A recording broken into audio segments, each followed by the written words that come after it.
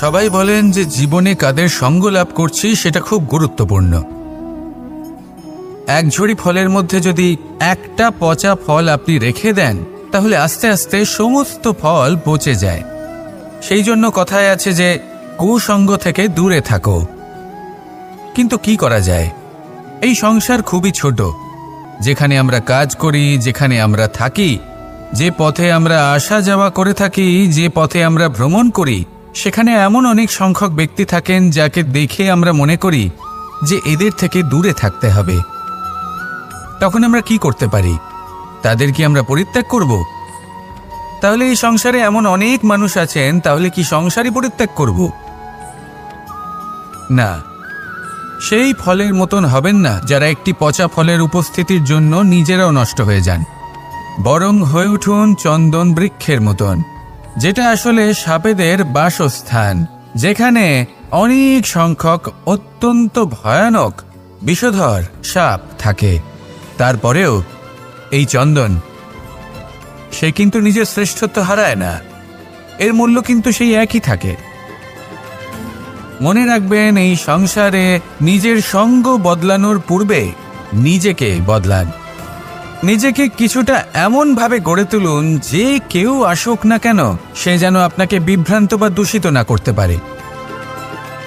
আসুন আমার সাথে ভালোবেসে বলুন, রাধা রাধা। নিজের নিজের অভিজ্ঞতাগুলো দেখে, তার পরিণাম দেখে প্রত্যেক মানুষের মনে একটা ধারণা জন্ম নেয়। প্রজন্মের পর প্রজন্ম যখন অগ্রসর হতে থাকে, এই ধারণাগুলোই কারণ হয়ে ওঠে যা মানুষের জীবনে তার শুভর, অশুভর, লাভের, ক্ষতির এই সব কিছুর আধার হয়ে ওঠে। যেমন ধরুন, আপনি কোথাও যাচ্ছেন আর পথে বেড়াল রাস্তা পার করে গেল, সেটা অশুভ বলা হয়। কেউ হাঁচলে কাজ থামিয়ে দেওয়া হয়। বলা হয় যখন আপনি কোনো শুভ কাজ করতে যাবেন তখন মিষ্টি খেয়ে যাবেন, কাজ সফল হবে। যদি কোনো ব্যক্তি অনুচিত কথা বলে দেন, তার মানে অনুচিত কিছুই ঘটবে, আদি ইত্যাদি। এরকম অনেক সংখ্যক ধারণা আছে।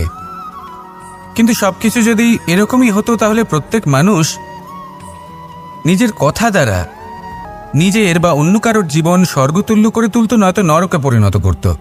কিন্তু এরম কি আদৌ হয়? না, কারণ এই সব ধারণা, এই সব কিছু এর উৎস হলো মানুষের মন, তার মস্তিষ্ক।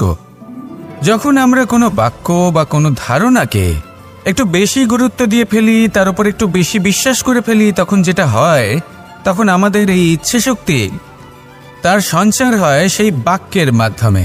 আর সেই জন্য সেই বাক্য আস্তে আস্তে ফলপ্রসূ হতে থাকে।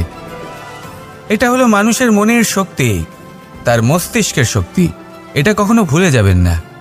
এটা প্রয়োগ করুন আর তার সদ্ব্যবহার করুন। একে প্রয়োগ করুন নিজের লক্ষ্যে পৌঁছানোর জন্য, শুভ কর্ম করার জন্য। আসুন আমার সাথে ভালোবেসে বলুন, রাধা রাধা।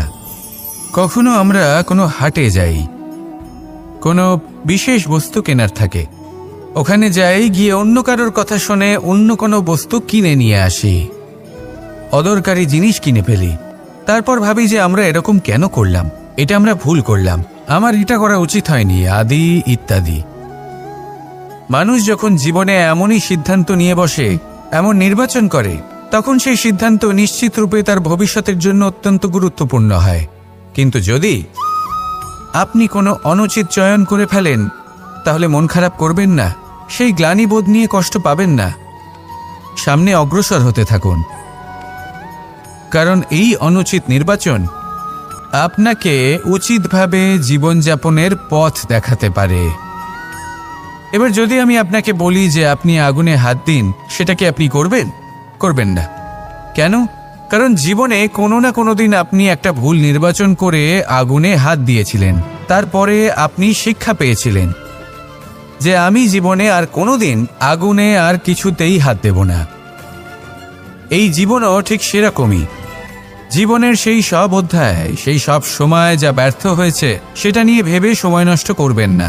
সেটা থেকে যে শিক্ষা পেয়েছেন সেটা মনে রাখুন, আর যে অধ্যায় বাকি রয়েছে, যে সময় বাকি রয়েছে, তাতে কিভাবে সফল হওয়া সম্ভব সেই বিষয়ে ভাবুন। আর আমার সাথে ভালোবেসে বলুন, রাধা রাধা। একটি সোনার মুদ্রা নিন, সেটা জলে ফেলে দিন, তারপর তুলে নিন। সেটা মাটিতে ফেলে দিন, আবার তুলে নিন। কাদায় ফেলে দিন, আবার তুলে নিয়ে হাতুড়ি দিয়ে তার উপর প্রহার করুন। তারপরেও সেই সোনার মুদ্রার মূল্য সেটাই থাকে যা আগে ছিল, তাই না? এটা হলো উদাহরণ সংসারের সেই প্রত্যেকটা জীবের জন্য, প্রত্যেকটা মানুষের জন্য। কখনো কখনো জীবনে সাফল্যের বদলে আমরা বিফলতা পাই। যতটা আশা করেছিলাম ততটা শ্রেষ্ঠ কর্ম করতে পারি না। কখনো বা আমরা ভুল করে ফেলি, কখনো আমরা অনুচিত কর্ম করে ফেলি, কখনো সংসার আমাদের বুঝতে পারে না। তার পরিণামস্বরূপ এই সংসার আমাদের নিন্দা করে, আমাদের উপেক্ষা করে, আমাদের বিষয়ে কটু কথা বলে, কখনো সামনাসামনি বা কখনো পেছনে। সংসার এমন একটা আচরণ করে যেন আমাদের সাথে কথা বলাটাই একটা বিশাল অপরাধ। এবার সেক্ষেত্রে কি করা উচিত? মনকে শান্ত করা উচিত। বেশিরভাগ ক্ষেত্রেই এমন সময় মানুষ এটা ভেবে বসে যে তার জীবনের কোনো মূল্যই নেই। তার মনে হয় যে সে এই সংসারে শুধু একটা বোঝার সমান। সে নিজেকে ঘৃণা করতে থাকে। ওর মনে হয় যে তার জীবন শূন্য। কিন্তু তা নয়। আপনি সোনার মুদ্রার মতো। যদি আপনার মধ্যে সেই গুণ থাকে, আপনি শ্রেষ্ঠ কর্ম করেন, আপনার মধ্যে সেই বিদ্যা থাকে, আপনি নিরন্তর প্রয়াস করেন, সৎকর্মের পথে এগোতে থাকেন, তাহলে আপনার নিজের যে মূল্য তৈরি হয় সেটা কোনো পরিস্থিতিতে কোনো ব্যক্তি আপনার থেকে কেড়ে নিতে পারবে না। শুধু নিজে ভেঙে পড়বেন না। এটা ভাবুন, যে সম্মান আপনি হারিয়েছেন সেটা আপনি কিভাবে ফিরে পেতে পারেন, তার জন্য কি করতে হবে। যে ধন আপনি হারিয়েছেন সেটা পেতে হবে কিভাবে, তার জন্য কি কি করতে হবে। শান্ত মনে সবটা ভেবে দেখুন, সিদ্ধান্ত নিন এবং অগ্রসর হন। আপনি এই সংসারের কাছে তেমনই হয়ে উঠবেন যেমন আপনার কর্ম হবে। যদি তা শ্রেষ্ঠ হয়, সবাই তাই ভাববে। আসুন আমার সাথে ভালোবেসে বলুন, রাধা রাধা। সূর্য এই সংসারকে আলো প্রদান করে। সূর্যের মনে যদি নিজের তেজের জন্য অহংকার জন্ম নেয়, তখন তার অহংকার ভঙ্গ করে মেঘ। সূর্যের আলো পূর্ণরূপে ঢেকে দেয়। মেঘের মনে যদি নিজের গতি নিয়ে অহংবোধ জন্ম নেয়, তাহলে মেঘের অহংকার ভঙ্গ করে পর্বত। মেঘের গতি অবরুদ্ধ করে দেয়। এবার যদি পর্বত নিজের নিশ্চলতা নিয়ে অহংকার করে, তাহলে সেই অহংবোধ ভঙ্গ করে একটি মূষক। সেই বিশাল পর্বতে একটি ছিদ্র করে দেয়। এবার যদি মূষকের নিজের মনে অহংবোধ জন্ম নেয়, তাহলে জল তার অভিমান ভঙ্গ করে, সেই ছিদ্র দিয়ে প্রবেশ করে। আর যদি জলের মনে অহংবোধ জন্ম নেয়, তখন মানুষ বাঁধ নির্মাণ করে তার গতিপথ রুদ্ধ করে, জলের অহংকার ভঙ্গ করে। আর যদি মানুষের মনে অহংকার জন্ম নেয়, তখন সূর্য নিজের তাপ দ্বারা মানুষের অহংকার ভঙ্গ করে। এই সংসারে অহংকার প্রদর্শন করার কোনো প্রয়োজন নেই। আমাদের সবার মধ্যেই কিছু বিশেষ গুণ আছে, আর সবার মধ্যে কোনো না কোনো দোষও আছে। এই প্রকৃতি আমাদের কি শিক্ষা দেয়? কেউ একে অপরের সাথে লড়াই করে না, একে অপরের জন্য বাধা সৃষ্টি করে না, শুধু নিজের কর্ম করে। সূর্য নিজের প্রকাশ দ্বারা বনস্পতি এবং গাছপালাকে জন্ম দেয়। মেঘ বর্ষা সৃষ্টি করে লুপ্ত হয়ে যায়, আবার নির্মিত হয়। পর্বতের সেই নিশ্চলতা সেই বর্ষাকে একটা দিশা প্রদান করে, আর তারপরে তা ধারা হয়ে প্রবাহিত হয়ে যায়। এইসব কি? এইসব একটা সম্পর্ক, একটা চক্রের মতো। সবাই একসাথে নিজের কর্ম করে, তাই এই চক্র আবর্তিত হয়। এটা আমাদেরও করতে হবে। একসাথে মিলে কাজ করতে হবে।